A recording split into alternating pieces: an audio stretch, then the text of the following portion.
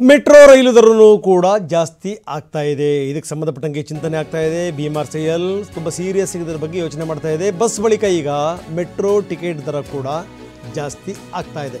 ಇದೇ ತಿಂಗಳು ಆಗಬಹುದು ಅನ್ನುವಂಥ ನಿರೀಕ್ಷೆಗಳಿವೆ. 15ರಿಂದ 20ರಷ್ಟು ಟಿಕೆಟ್ ದರ ಏರಿಕೆಯಾಗುತ್ತೆ.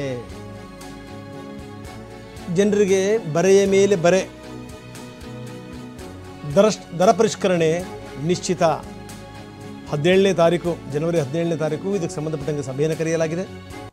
BMRCL ಸಭೆಯಲ್ಲಿ ಇದಕ್ಕೆ ಸಂಬಂಧಪಟ್ಟಂಗೆ ಒಂದು ನಿರ್ಧಾರಕ್ಕೆ ಬರಲಾಗುತ್ತೆ.